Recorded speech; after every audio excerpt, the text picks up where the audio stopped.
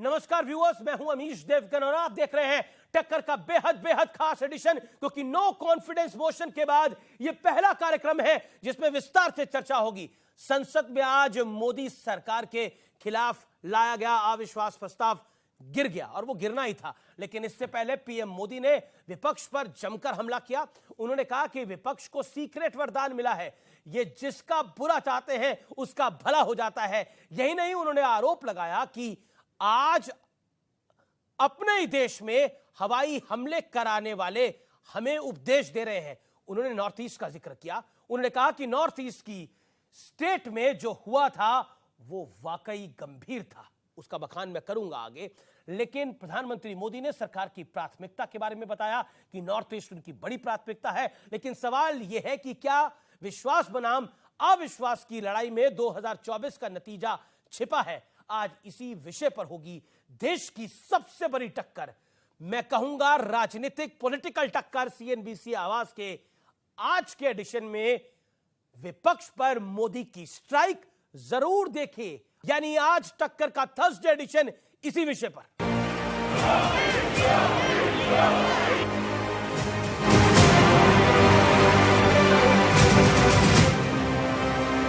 कांग्रेस कांग्रेस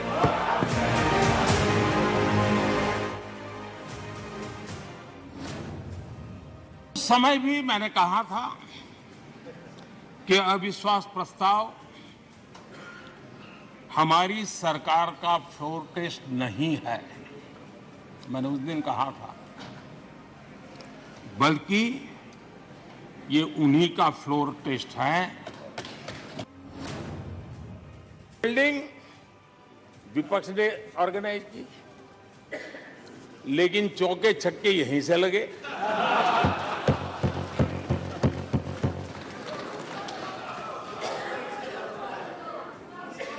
और विपक्ष no confidence motion पे नो बॉल नो बॉल पर ही करता आगे चलता जा रहा है।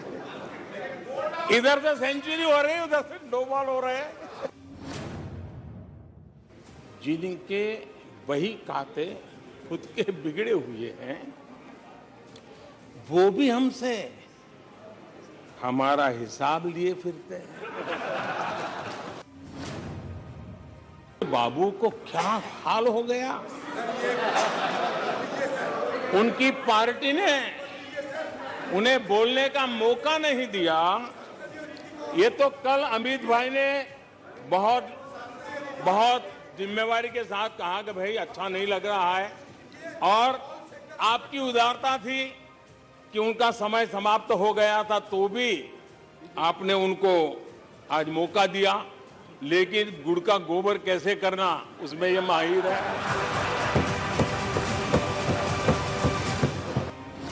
जब कुछ शुभ होता है, कुछ मंगल होता है, तो काला टीका लगा देते हैं।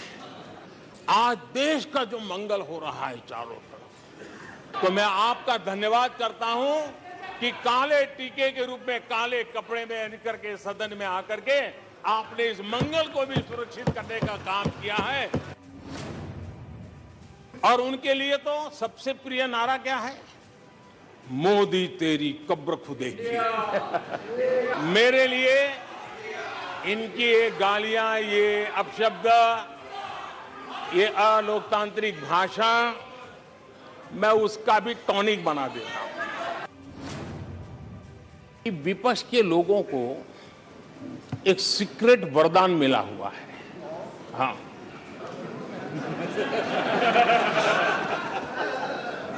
सीक्रेट वरदान मिला हुआ है। और वरदान ये कि ये लोग जिसका बुरा चाहेंगे उसका भलाई ही होगा। 2028 में आप जब अविश्वास प्रस्ताव लेके आएंगे, तब ये देश पहले 3 में होगा। ये देश का विश्वास है।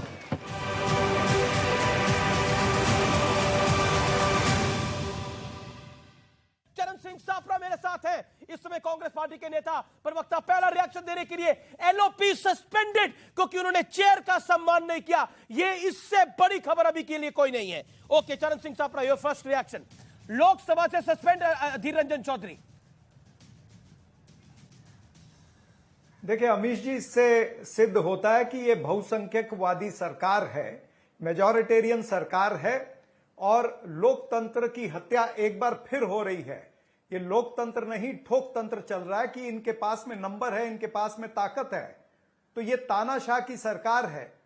ये तानाशाह की सरकार ने पहले श्री राहुल गांधी जी को डिस्क्वालीफाई किया और आज ये अधीर रंजन चौधरी जी का जो निर्णय लिया नहीं हुए अधीर बहुत ही दुर्भाग्यपूर्ण निर्णय है। सस्पेंशन हुआ है, डिस्क्वालीफाई नहीं हुए, पता है आपके लोग ही नहीं थे सदन के अंदर, आपके लोग ही नहीं थे सदन के अंदर। एक प्रस्ताव मूव हुआ और उसके बाद उनका सस्पेंशन हो गया। अधीर रंजन चौधरी को सस्पेंड कर क्योंकि उन्होंने चेयर की रिस्पेक्ट नहीं करी थी, ये बात कही गई और इस वजह से हुआ। वहां पर असद ओवैसी तो बैठे रहे सदन के अंदर, वो सुन रहे थे। अनेकों डिवीजन की मांग करते हैं आप लोग बैठकर। अमीश जी, अनेकों उदाहरण, अगर आप पार्लियामेंट का पूरा इतिहास देखेंगे या ये पिछले 9 वर्षों का भी इतिहास देखेंगे तो अनेकों बार इस तरह से हुआ जहां पर भारतीय जनता पार्टी के लोगों ने भी इस तरह की सिचुएशन लाई है। 2 घंटे तक लगभग बोला है, मैं आपको मौका दे रहा हूं अपनी बात को रखने का। नो कॉन्फिडेंस मोशन कौन लेकर आया था? कौन लाया था नो कॉन्फिडेंस मोशन?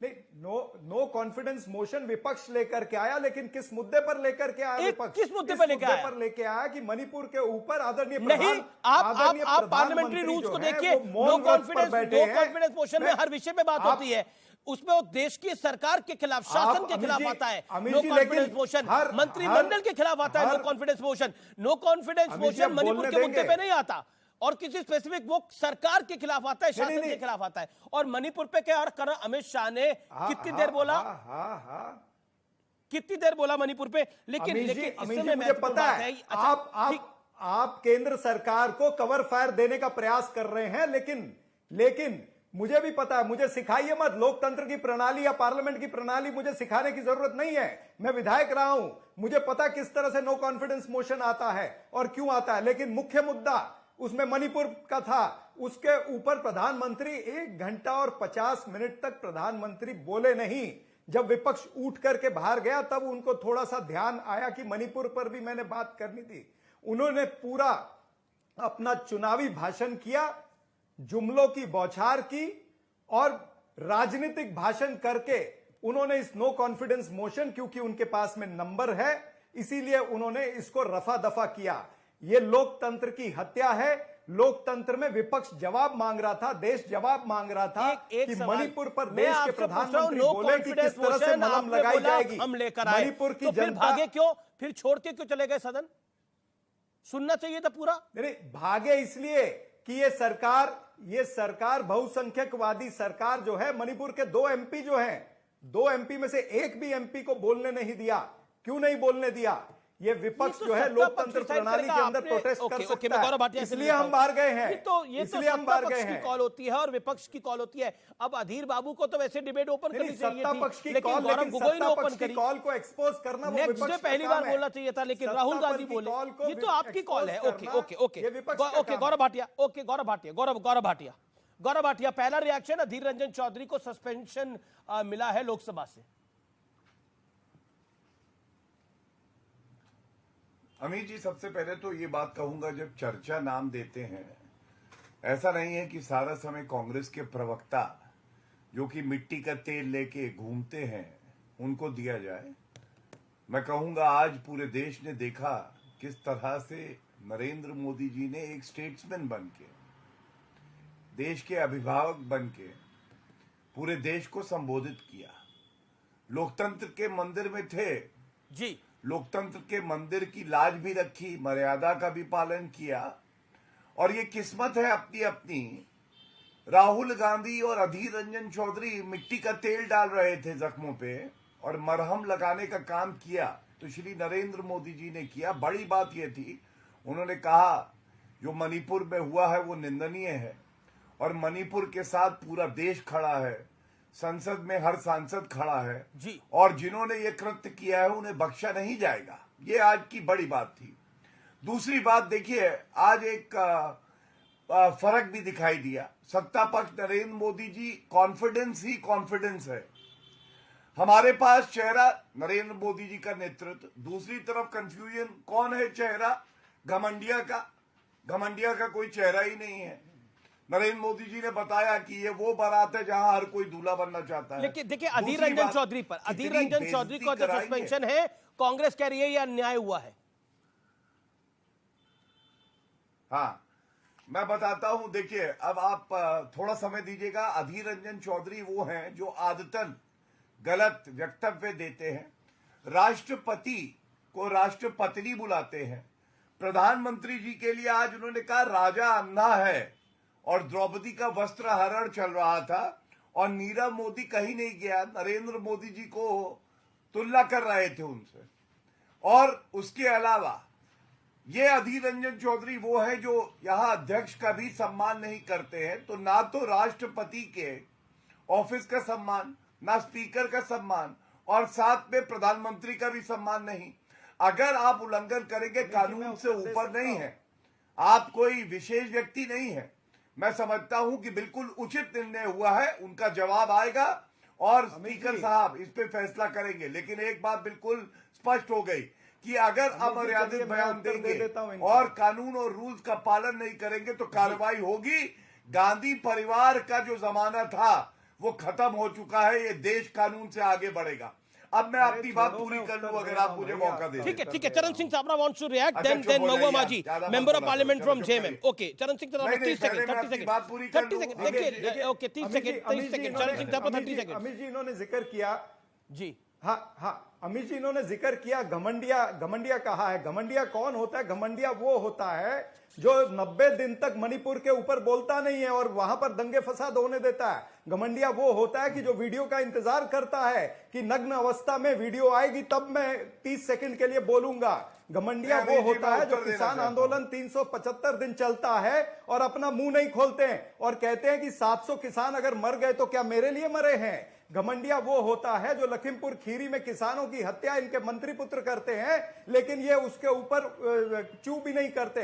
घमंडिया वो होता है जो हाथरस, उन्नाव, कठुआ के बलात्कारियों के साथ खड़ा होता है। घमंडिया वो होता है जो हमारी रेसलर बहनें सड़कों पर 3 महीने ठीक है, यू मेड योर पॉइंट। लेकिन आज प्रधानमंत्री मोदी ने बोला कि काला टीका, उसकी प्रोटेक्शन कर रहे हैं। ये प्रधानमंत्री मोदी ने बोला कि ये लोग काला टीका लगाकर आ जाते हैं, जब कोई अच्छा काम होता है तो काला टीका लगा के आना पड़ता है। और सीक्रेट वरदान की भी बात करी गौरव भाटिया, ये काला टीका की बात आई और सीक्रेट वरदान की बात आई। गौरव भाटिया, रिस्पॉन्ड। देखिए, घमंडिया वो होता है, एक तरफ तो नरेंद्र मोदी जी 4 बजे सुबह गृह मंत्री से बात करते हैं और मणिपुर कैसे खुशहाली के रास्ते पे वापस आए वो कार्य करते हैं। दूसरी तरफ घमंडिया वो है, ये देखिए, जब मुंबई के आतंकवादी हमले हुए, अमित जी सुबह 5 बजे तक कोई नाच गाना कर रहा था, वो घमंडिया नरेंद्र मोदी जी ने ली थी। चरण सिंह आतंकवादी हमला हुआ, वहां पर हमारे लोग गाना कर रहे, वहां पर हमारे जवान लड़ रहे थे और नरेंद्र मोदी 100 मीटर में प्रेस कॉन्फ्रेंस कर रहे थे। नहीं, आप ही ने छेड़ा ना, पीछे वाला हाथ टिप जाएगा। नहीं, बौखलाने की बात नहीं। आपने मुंबई का हमला याद दिलाया तो मैंने भी याद दिलाया। नरेंद्र मोदी उस समय 100 मीटर के अंदर जब हमारे जवान देखिए, दो वक्ता और है जिनको मुझे चर्चा में लेके आना है। अपनी राजनीतिक रोटियां सेक रहे थे। अच्छा, ठीक है, गौरव भाटिया, मेरा पॉइंटेड सवाल है आपके पास कि आप विपक्ष को काला टीका क्यों मानते हैं? और प्रधानमंत्री ने बोला कि सीक्रेट वरदान है विपक्ष के पास और कांग्रेस के पास, ये जिसका बुरा चाहते हैं उसका अच्छा ही हो जाता है। देखिए, बिल्कुल सही बात नरेंद्र मोदी जी ने कही, क्योंकि जो ईश्वर है, भारत माता भी है, वो भी ऐसी जो लोग होते हैं उनको आशीर्वाद नहीं देती जो भारत माता का बुरा चाहते हैं। केवल नाम इंडिया रख लेने से कोई भारत माता की संतान नहीं हो जाता। अमित जी, आप मुझे बताइए, भारत माता की हत्या बोल दिया, इतनी घटिया सोच है, इतनी घटिया राहुल गांधी की। और राहुल गांधी संसद में है, हमारे लोकतंत्र का मंदिर है, 2018 में आप मार रहे थे और कल हवाई चुंबन दे रहे थे। अरे आप बताइए, जनता सोचती है ये कहां से आया है, पनौती है ये, इसे भस्मासुर कहें, काला टीका कहें, पनौती कहें, क्या कहें। और आप देखिए कांग्रेस का हाल राहुल गांधी ने क्या कर दिया है। कभी बहुत बड़ी पार्टी होती थी, आज भीख का कटोरा लेके सारे क्षेत्रीय दल है उनके पास जाती है, कहती है 1 सीट दे दो, 2 सीट ठीक है, दे दो। महुआ जी, और क्या हैसियत है। ओके, नरेंद्र महुआ मोदी जी जी ने महुआ बताया जी, पश्चिम quickly बंगाल button, में, महुआ जी, आंध्र quickly प्रदेश button। में, दिल्ली में इनका एक विधायक नहीं है। देखिए अभी ओके महुआ जी, उत्तर देना चाहूंगा। महुआ जी सवाल कीजिए। महुआ जी, सवाल बहुत सीधा है कि मुझे सवाल कीजिए। जी, सवाल बहुत सीधा है। प्रधानमंत्री, पहले तो अधीर रंजन चौधरी का सस्पेंशन, दूसरा प्रधानमंत्री मोदी ने बोला कि कांग्रेस एक काला टीके की तरह है, हर शुभ काम में जैसे काला टीका लगता है वैसे लगाना होता है। और साथ ही साथ उन्होंने बोला एक सीक्रेट वरदान है, इन्होंने मेरा बुरा चाहा, मैं देखो आज कहां आ गया।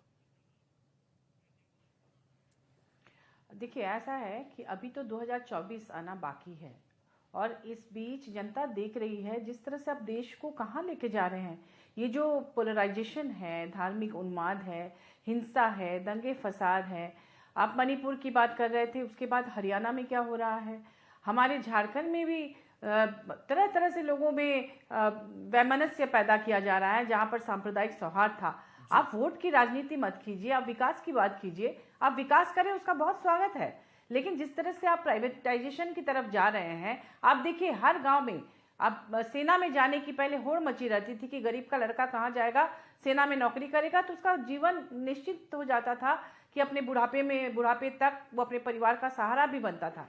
लेकिन 3 या 4 साल के लिए आपने उनकी नौकरी कर दी। 3 साल में अगर शादी भी करेगा तो फिर 3-4 साल बाद जब बेरोजगार होगा। मैं बता रही हूँ, देखिए विकास की बात आप कर रहे हैं तो देश के हित में आपको सोचना चाहिए ना। जो सेना का काम है, और मुझे लगता नहीं जो सेना में जाता है वो उसको नौकरी की तरह देखता है, मुझे लगता है वो सेवा भाव की तरह देखता है, माँ भारती की सेवा के भाव पर देखता है। लेकिन महुआ माजी, मेरा एक सिंपल सवाल है, मैं वारिस पठान को ले लेता हूँ 30 सेकंड, फिर मैं आपको बताता हूँ। और वारिस भाई, मैं आपसे जानना चाहता हूं, अगर विपक्ष अविश्वास प्रस्ताव लाया था, कांग्रेस अविश्वास प्रस्ताव लाई थी, जेएमएम अविश्वास प्रस्ताव लाई थी और जेएमएम की मेंबर ऑफ पार्लियामेंट यहां बैठी हुई हैं, तो क्या सुनना नहीं चाहिए था, पूरे टाइम नहीं रुकना चाहिए था? That's my question. देखिए, अविश्वास प्रस्ताव जो लाया गया था वो इशू था मणिपुर, जो एक बहुत संवेदनशील इशू था। मगर नरेंद्र मोदी जी जो देश के प्रधानमंत्री है, आकर उन्होंने मस्ती मजाक बना दिया है। घमंड और गुरूर से भरा हुआ पूरा मेरे को तो लग रहा था उनका भाषण है। वो तो पंक्तियां गा रहे थे, वो एक गाने की मंजिल अपनी जगह है, वो गाना है, उसमें डूबने वाले को तिनके का सहारा ही बहुत, वहां की बात कर रहे थे। हमारे पार्टी प्रेसिडेंट असदुद्दीन ओवैसी साहब ने दोपहर में अपना भाषण दिया, 11 पॉइंट रखे थे उन्होंने सरकार से जवाब तलब किया था कि आप मेरे इस बात के ऊपर जवाब दीजिए। उन्होंने मेन पॉइंट लाए थे, जो जयपुर के अंदर जयपुर से ट्रेन जो मुंबई आ रही थी, जिसमें एक आरपीएफ के जवान ने 5 लोगों की हत्या कर दी, जिसमें एक पुलिस वाला कुत्ता, 4 मुसलमान थे, उनके बारे में उन्होंने कहा किसने रेडिकलाइजेशन किया। उन्होंने बिल्किस बानो की बात की, उन्होंने चीन के ऊपर बात की, मणिपुर की बात की, हरियाणा जो जल रहा है, नूह के अंदर इतने सारे घरों को जो तोड़ दिया, पंजाब हरियाणा की हाई कोर्ट ने सो मोटो एक्शन लेते हुए कहा कि ये एथनिक क्लेंसिंग चल रही है वहां पर, इतना सीरियस वहां पर ऑब्जर्वेशन आ गया। उसके ऊपर मोदी जी जवाब नहीं देने को तैयार है। मणिपुर के ऊपर क्या जवाब दिया उन्होंने? लास्ट के अंदर 2-5 मिनट जवाब दिया। तो इतना संवेदनशील आप दिन, इतना संवेदनशील टॉपिक को आप इस तरह मजाक उड़ा देंगे? क्यों बात नहीं की चाइना के ऊपर? क्यों नहीं बोले जब चाइना घुसता आ रहा उसके ऊपर? क्यों एक अल्फाज नहीं बोले? क्यों हरियाणा के ऊपर अल्फाज नहीं बोले कि हरियाणा सारे सवाल सरकार से है, तो मणिपुर हिंदुस्तान का हिस्सा, हरियाणा भी हिंदुस्तान का हिस्सा है। नूह के अंदर घरों को तोड़ दिया, उसके ऊपर क्यों खामोश? लेकिन मैंने आपसे बोलना चाहिए वारिस पठान, कि हाँ भाई, आप भी ऐसे ही बोल रहे हैं जैसे सदन में बोला जाता है। सवाल का तो जवाब दे देते आप। मैंने तो पूछा, क्या अगर नो कॉन्फिडेंस मोशन कांग्रेस लेकर आई थी तो क्या पूरा नहीं सुनना चाहिए था, वोटिंग एंड तक नहीं करवानी चाहिए थी? सवाल पूछ रहा हूं मैं आपसे, आपने उसमें ना हाँ बोला ना बोला, कन्नी काट के चल रहे हैं आप। नहीं, मैं तो जवाब दे रहा हूँ कि मोदी जी ने अगर बोला ही नहीं मणिपुर के ऊपर, तो वो लोग कांग्रेस वाले, उनको जाना था चले गए, वो हम क्या कर सकते हैं। हमारा पार्टी के प्रेसिडेंट तो आज दोपहर को अपनी राय रखी, अपने सवाल का जवाब मांगा, सरकार को जवाब देना। ठीक है गौरव भाटिया, देखिए सारे सवाल सत्ता पक्ष है, तो सत्ता पक्ष के एक ही नुमाइंदे हैं, उनको समय देना पड़ेगा। ओके गौरव भाटिया, कोई खुश नहीं है भाई, सब परेशान है। 30 सेकंड्स गौरव भाटिया। नहीं तो छाती तो पीटेंगे ही, छाती तो पीटेंगे ही, यही बात तो हम लोग कहते हैं। ये वही रोंदू फूफी है, हर वक्त आते हैं, छाती पीटते हैं। और नो कॉन्फिडेंस मोशन तो ये हार ही गए, जो बची कुची इज्जत थी वो भी तो हारे हैं। अरे ओवैसी जी, शर्म आ रही थी सुन के उन्हें, वो सांसद है, मणिपुर पे चर्चा कर रहे हैं। केवल मुसलमान मुसलमान मुसलमान मुसलमान करते रहे, उनको मणिपुर पे इतना भी नहीं हुआ कि एक बार कहें कि हाँ वो खड़े हुए हैं हर मणिपुर निवासी के साथ और वो सारी मदद करेंगे। एक सुझाव आप बताइए अमीश देवगन जी, 3 दिन तक चर्चा चली, कोई सकारात्मक सुझाव राहुल गांधी की तरफ से, अधीर रंजन की तरफ से, गौरव गोगोई की तरफ से, महुआ मोइत्रा की तरफ से, या एक बात बताइए, एक सवाल है मेरा गौरव भाटिया, मेरे पास समय की आज बड़ी दिक्कत है, लेकिन मेरा एक सवाल है दिल की गहराइयों से। एक तो पहले प्रधानमंत्री ने बोला कि इनको हमने बोलने का मौका दिया, इनकी पार्टी ने अधीर बाबू को मौका नहीं दिया, लेकिन इन्होंने गुड़ का गोबर कर दिया, और फिर आप लोगों ने सस्पेंड भी करवा दिया उनको, अधीर बाबू को। देखिए, इसमें गलती अधीर बाबू की नहीं है। जैसा गुरु होता है वैसा ही चेला आता है जी। गुड़ गोबर करने का अगर किसी को महारत हासिल है तो राहुल गांधी को है। ठीक है, सेल गोल के पहले एक और ले ले, और वो है राहुल गांधी, और सेल गोल के मैराडोना इनको और धोना वो है अधीर रंजन चौधरी। ठीक है, और ठीक है, वही ठीक ये है, लोग करते हैं। ठीक है, ओके। चरण सिंह साहब, लास्ट 10 सेकंड, चरण सिंह साहब 10 सेकंड में रिप्लाई, इनके आचरण को रिप्लाई। देख के आप लोग खुद सेल्फ गोल में माहिर अमित जी, हैं। देखिए दुर्भाग्यपूर्ण बात है कि मणिपुर के अंदर 160 से ज्यादा लोगों की मृत्यु हो गई, 5000 से ज्यादा हथियार चोरी हो गए हैं। कौन बोलेगा? आप लोगों ने क्यों नहीं बोलने दिया? और अब बात संसद में, और अब बात व्यूअर्स संसद में प्रधानमंत्री मोदी की धुआंधार बैटिंग की। अविश्वास प्रस्ताव के तीसरे दिन आज बारी प्रधानमंत्री मोदी के बोलने की थी, और उन्होंने एक एक करके हर मुद्दे पर सिंगल हैंडेडली विपक्ष के बाउंसर पर सिक्सर लगाए। प्रधानमंत्री मोदी ने सबसे पहले विपक्ष के अविश्वास प्रस्ताव पर निशाना साधा। प्रधानमंत्री मोदी ने कहा कि विपक्ष का अविश्वास प्रस्ताव उनके लिए भगवान के आशीर्वाद की तरह है, क्योंकि 2018 में याद करिए तो विपक्ष के पहले अविश्वास प्रस्ताव के बाद 2019 में बीजेपी को 2014 के मुकाबले ज्यादा वोट मिले थे, ज्यादा सीटें मिली थी। प्रधानमंत्री मोदी ने यह भी कहा कि यह अविश्वास प्रस्ताव सरकार का नहीं, विपक्ष का है। प्रधानमंत्री मोदी ने 2 टूक कहा कि 2028 में जब विपक्ष फिर से अविश्वास प्रस्ताव लाएगा, तब तक भारत दुनिया की टॉप 3 इकोनॉमी बन चुका होगा। प्रधानमंत्री मोदी ने तंज कसते हुए यह भी कहा कि 2028 में जब विपक्ष अविश्वास प्रस्ताव लेकर आए तो थोड़ी तैयारी यानी होमवर्क के साथ आए, क्योंकि विपक्ष के पास ना तो मुद्दे हैं और ना ही तर्क है। प्रधानमंत्री मोदी ने यह भी कहा कि मॉनसून सत्र में विपक्ष को हिस्सा लेना चाहिए था, क्योंकि सरकार हर मुद्दे पर बात करने के लिए तैयार थी, लेकिन उनके लिए दलहित देश हित से ज्यादा महत्वपूर्ण था। प्रधानमंत्री मोदी ने यह कहा कि विपक्ष को गरीब की चिंता नहीं है, सत्ता की भूख की चिंता है। विपक्ष को देश के युवाओं की चिंता नहीं है। प्रधानमंत्री मोदी ने एक एक करके हर वार किया, और वार भी जोरदार किया। प्रधानमंत्री मोदी ने यह भी कहा कि विपक्ष के लोगों के पास सीक्रेट वरदान है। इन लोगों ने जब जब देश का बुरा चाहा है, तब तब देश का भला हुआ है।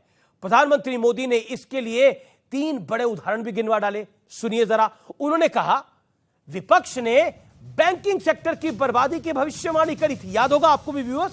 बैंकिंग सेक्टर का प्रॉफिट 2 गुना से ज्यादा हो गया है। विपक्ष ने कहा था कि डूबने वाला है बैंकिंग सेक्टर, लेकिन बैंकिंग सेक्टर उफान पर है, तेजी पर है, बेहतरीन ढंग से काम कर रहा है। इसके अलावा राफेल याद है आपको, एचएल के डूबने की बात कही थी, और मैंने आर पार में अपने कार्यक्रम में दिखाया भी था, लेकिन आज एचएल की सफलता की बुलंदी हम सब महसूस कर रहे हैं। लेकिन तीसरा बड़ा उदाहरण है एलआईसी। उन्होंने, प्रधानमंत्री मोदी ने कहा कि विपक्ष ने अफवाह फैलाई, अफवाह उड़ाई, याद होगा आपको अदानी केस, अफवाह उड़ाई गई कि एलआईसी के पैसे डूबने वाले हैं, और एलआईसी सबके जीवन के साथ लगभग जुड़ा है। तो कितना बड़ा झूठ था वो, लेकिन आज एलआईसी एक नई बुलंदी को लगातार छू रहा है। प्रधानमंत्री ने बिना नाम लिए राहुल गांधी पर भी निशाना साधा। उन्होंने कहा कि कुछ लोगों के दिमाग का तो पता था, लेकिन अब उनके दिल का भी पता चल गया है। याद है आपको राहुल गांधी ने कल क्या बोला था? प्रधानमंत्री मोदी ने कहा कि उनका मोदी प्रेम ऐसा है कि 24 घंटे वो मुझे याद करते हैं। ये राहुल गांधी पे तंज था। अगर मैं पानी पीऊं तो कहते हैं कि मैंने उन्हें पानी पिला दिया। अगर मुझे धूप में घूमकर पसीना आए तो कहते हैं कि मेरी वजह से उन्हें पसीना आ गया। प्रधानमंत्री मोदी ने यह भी कहा कि कांग्रेस एक ही फेल प्रोडक्ट को बार बार लॉन्च करने की कोशिश करती है, क्योंकि हम दोबारा देख रहे हैं राहुल गांधी का 3.0 वर्जन। इसके बाद विपक्ष ने लोकसभा से वॉकआउट कर डाला, क्योंकि नॉकआउट ऐसा था। मोदी का जो नॉक था वो ऐसा था, विपक्ष को वॉकआउट करना पड़ा। लेकिन प्रधानमंत्री मोदी नहीं रुके। उन्होंने मणिपुर पर भी आज खुलकर अपनी दिल की बात रख डाली। उन्होंने मणिपुर को आश्वस्त किया कि पूरा देश और देश की संसद मणिपुर के साथ खड़ी है। उन्होंने कहा कि मणिपुर में जल्द शांति स्थापित होगी। इस दौरान प्रधानमंत्री मोदी ने आरोप लगाया कि नॉर्थ ईस्ट की समस्याएं कांग्रेस की देन है। प्रधानमंत्री मोदी ने इसके बाद बेहद गंभीर तथ्य देश के सामने रख डाला। ये व्यूअर्स आपको सुनना चाहिए। उन्होंने बताया कि 5 मार्च 1966 को मिजोरम में अपने ही देश के निर्दोष नागरिकों पर इंदिरा गांधी यानी कांग्रेस के शासन ने एयरफोर्स से हमला कराया था। आज पूरे देश को यह बात प्रधानमंत्री मोदी की जुबानी फिर से सुननी बड़ी जरूरी है। आइए आप भी सुनिए। 5 मार्च 1966 इस दिन कांग्रेस ने मिजोरम में असहाय नागरिकों पर अपनी वायुसेना के माध्यम से हमला करवाया था। कौन था उस समय? इंदिरा गांधी। प्रधानमंत्री मोदी ने फिर यह कहा कि पंडित नेहरू ने चीन के हमले में देश के लोगों की रक्षा नहीं की। पंडित नेहरू ने असम के लोगों को भाग्य के सहारे छोड़ दिया था। यह बेहद गंभीर आरोप है। कल अमित शाह ने भी कहा था कि पंडित नेहरू ने तो असम को बाय बाय कह दिया था। वो तो भारत की सेना थी। असम आज भारतवर्ष के साथ खड़ा है। यह सत्य के तथ्य सुन के आप भी चौंक गए होंगे। लेकिन आज अगर हम एक लाइन में प्रधानमंत्री के भाषण को संजोना चाहे और एक वन लाइनर देना चाहे या फिर एक हेडलाइन बनाना चाहे तो वो हेडलाइन ये है कि प्रधानमंत्री मोदी ने विपक्ष को सिर्फ धोया नहीं, उन्होंने 2024 का बीज भी बोया है। और ये वही बीज है जैसे 2018 में बोया गया था कि विपक्ष को इतनी ताकत दे। प्रधानमंत्री ने आज फिर बोला इतनी ताकत मिले कि आप दोबारा अविश्वास प्रस्ताव लेकर आए साल 2028 में। आज 23 चल रहा है, यानी 5 साल बाद। लेकिन होमवर्क बढ़िया करें। लेकिन जब होमवर्क की बात आई है तो आज एक एनालिसिस मैं भी करना चाहता हूं, और वो एनालिसिस ये है कि मैंने राहुल गांधी का भाषण सुना, मैंने गृह मंत्री अमित शाह का भाषण सुना, मैंने प्रधानमंत्री मोदी का भाषण सुना, अधीर बाबू का भी भाषण सुना। अधीर बाबू के भाषण पर नो कमेंट्स। राहुल गांधी बहुत अच्छा बोल सकते थे, लेकिन शायद तैयारी उतनी जोरदार नहीं थी और थोड़ा जल्दबाजी में दिखाई दे रहे थे, ऐसा मुझे महसूस हुआ। और शायद उस शब्दों को और अच्छे से पिरो सकते थे देश के गृह मंत्री ने, लेकिन 2 घंटे से ऊपर बोला और मणिपुर के ऊपर बिना लाग लपेट के हर वो वाक्य बोला जो शायद ये देश सुनना चाहता था। और प्रधानमंत्री मोदी की तो वाक कटुता जग जाहिर है। आज वो हर मोर्चे पर बोले, मणिपुर से लेकर देश के विकास तक, देश के विकास से लेकर देश की सरहदों तक हर विषय पे बोले। यानी हम कह सकते हैं कि 10 में से 10 नंबर।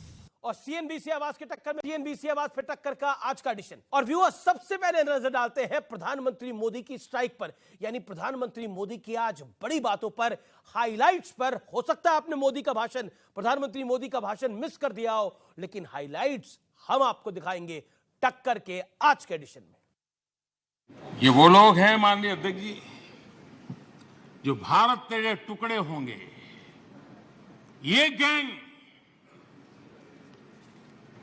ये नारा लगाने वाले लोग, इनको बढ़ावा देने के लिए, उनका प्रोत्साहन करने के लिए पहुंच जाते हैं। भारत तेरे टुकड़े होंगे, उनको बढ़ावा दे रहे हैं। ये उन लोगों की मदद कर रहे हैं जो ये कहते हैं कि सिलीगुड़ी के पास जो छोटा सा नॉर्थ ईस्ट को जोड़ने वाला कॉरिडोर है उसको काट दें तो बिल्कुल नॉर्थ ईस्ट अलग हो जाएगा। ये सपना देखने वालों का जो लोग समर्थन करते हैं, आदरणीय अध्यक्ष जी, मैं जरा इनको जहां भी हो जरा मेरा सवाल अगल बगल में बैठे हुए को जवाब दें। ये जो बाहर गए ना उनको जरा पूछें ये कच्छ तीवू क्या है, कोई पूछे इनको कच्छ तीवू क्या है। इतनी बड़ी बातें करते हैं ना, आज मैं बताना चाहता हूं ये कच्छ तीवू क्या है और ये कच्छ तीवू कहां आया, जरा उनको पूछ लीजिए।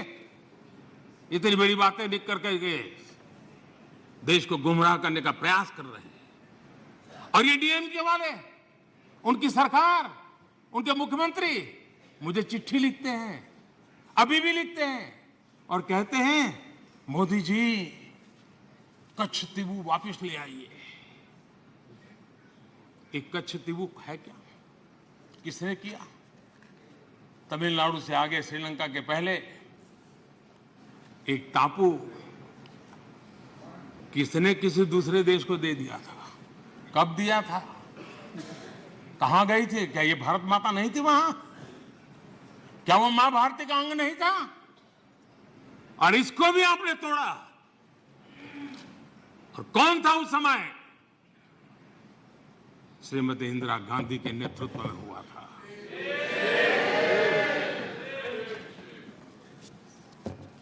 कांग्रेस का इतिहास मां भारती को छिन्न भिन्न करने का रहा है। आदरणीय अध्यक्ष जी,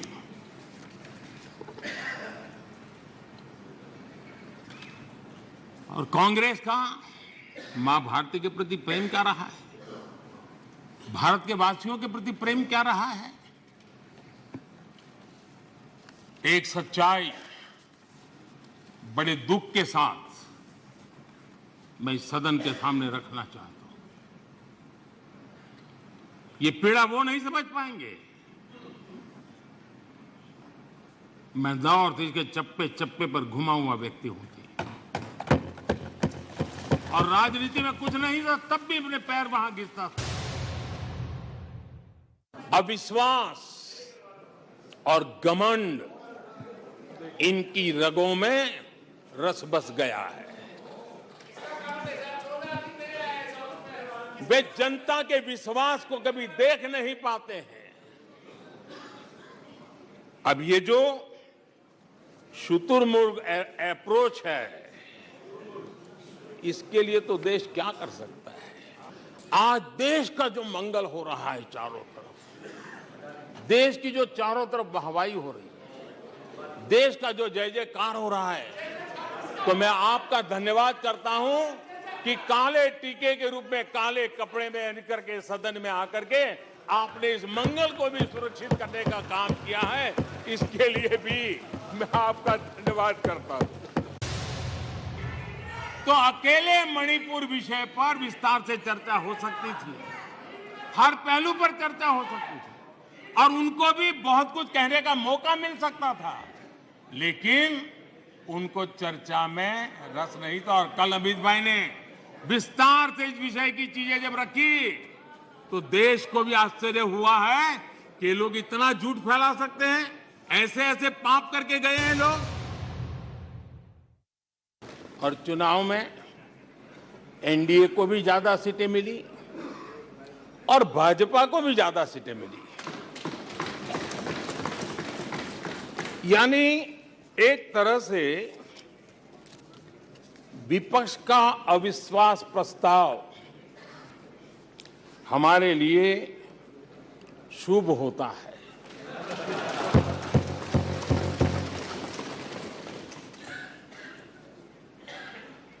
और मैं आज देख रहा हूं कि आपने तय कर लिया है कि एनडीए और बीजेपी 2024 के चुनाव में पुराने सारे रिकॉर्ड तोड़ करके भव्य विजय के साथ जनता के आशीर्वाद से वापस आएंगे। परिवारवाद का नुकसान देश के सामान्य नागरिक को उठाना पड़ता है। परिवारवाद सामान्य नागरिक के उसके हकों, उसके अधिकारों से वंचित है। इसलिए इन विभूतियों ने हमेशा इस देश पर बात जोर दिया था कि देश को परिवार, नाम और पैसे पर आधारित व्यवस्था से हटना ही होगा। लेकिन कांग्रेस को हमेशा ये बात पसंद नहीं आई। आदरणीय अध्यक्ष जी, हमने हमेशा परिवारवाद का विरोध करने वालों का हमने बराबर देखा है कि उसके प्रति उनकी कैसी नफरत की बात है। कांग्रेस को परिवारवाद पसंद है, कांग्रेस को दरबारवाद पसंद है, जहां बड़े लोग, उनकी बेटे बेटियां भी बड़े पदों पर काबिज हो। जो परिवार से बाहर है उनके लिए भी यही है कि जब तक आप इस महफिल में दरबारी नहीं बनोगे तो आपका भी कोई भविष्य नहीं है। यही उनकी कार्यशैली रही है। इस दरबार सिस्टम ने कई विकेट लिए, कितनों का हक मारा है इन लोगों ने। बाबा साहब आंबेडकर, कांग्रेस ने जी जान लगाकर 2 बार उनको हरवाया। कांग्रेस के लोग बाबा साहब आंबेडकर के कपड़ों का मजाक उड़ाते थे। ये वो लोग हैं। बाबू जगजीवन राम, उन्होंने इमरजेंसी पर सवाल उठाए तो बाबू को भी उन्होंने नहीं छोड़ा, उनको प्रताड़ित किया। कि विपक्ष के लोगों को एक सीक्रेट वरदान मिला हुआ है। हाँ,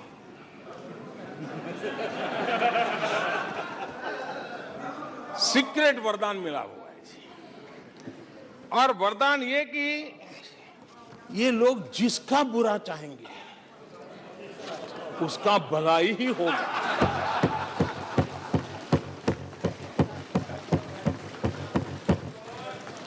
एक उदाहरण तो आप देखिए, मौजूद है। 20 साल हो गए, क्या कुछ नहीं हुआ, क्या कुछ नहीं किया गया, लेकिन भलाई होता गया। तो आपको बड़ा सीक्रेट वरदान है जी। और मैं 3 उदाहरण से ये सीक्रेट वरदान को सिद्ध कर सकता हूं जी। मां भारती के बारे में जो कहा गया है, उसने हर भारतीय की भावना को गहरी ठेस पहुंचाई।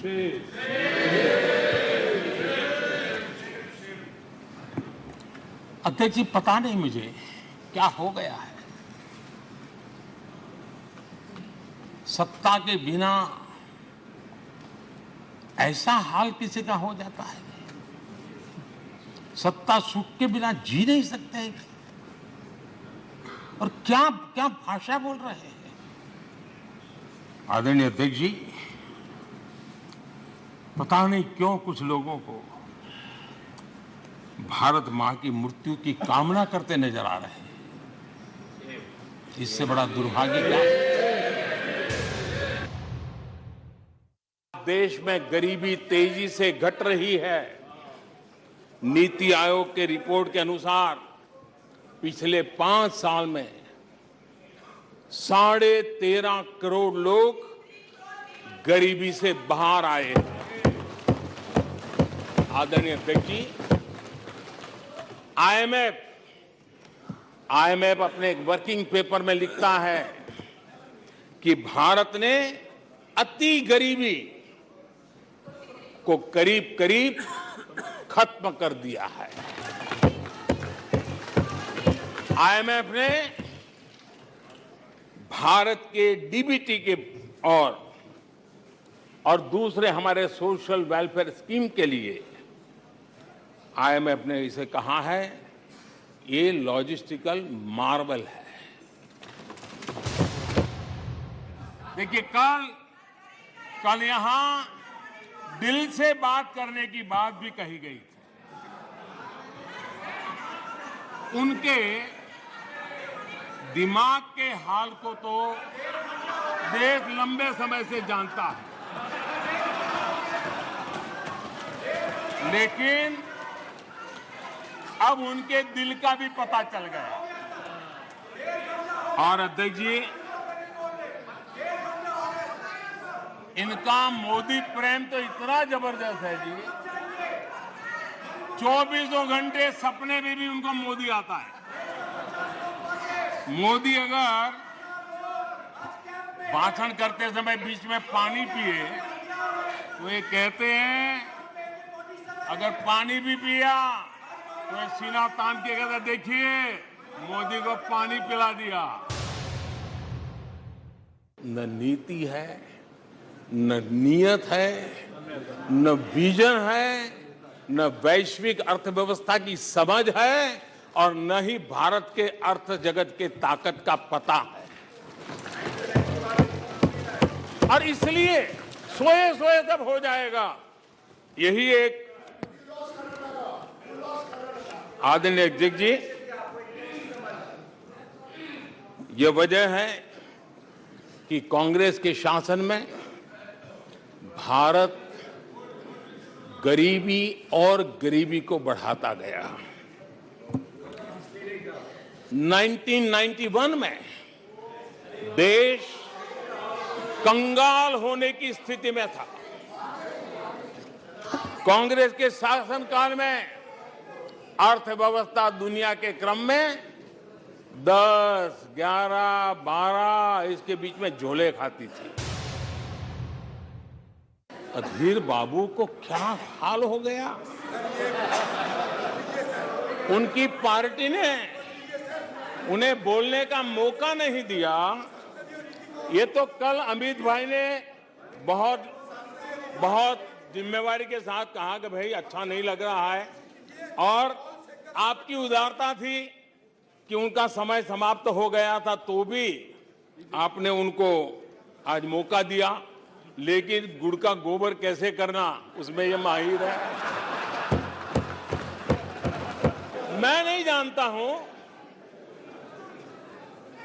कि आखिर आपकी मजबूरी क्या है, क्यों अधीर बाबू को दरकिनारे कर दिया गया? पता नहीं, कलकत्ता से कोई फोन आया हो। कांग्रेस बार बार उनका अपमान करती है। WHO ने कहा है, आदरणीय अध्यक्ष जी, वर्ल्ड हेल्थ ऑर्गेनाइजेशन ने कहा है कि जल जीवन मिशन के जरिए भारत में 4 लाख लोगों की जान बच रही है। ये 4 लाख कौन है? तो मेरे गरीब, पीड़ित, शोषित, वंचित परिवारों के मेरे स्वजन है। हमारे परिवार के निचले तबके में जिंदगी गुजारने के लिए जो मजबूर हुए उनके जन हैं। ऐसे 4 लाख लोगों की जान बचने की बात WHO कह रहा है। माननीय अध्यक्ष जी, WHO स्वच्छ भारत अभियान का एनालिसिस करके के कहता है कि स्वच्छ भारत अभियान से 3 लाख लोगों को मरने से बचाया गया है। फिलहाल CNBC आवाज की टक्कर में इतना ही। नमस्कार व्यूअर्स।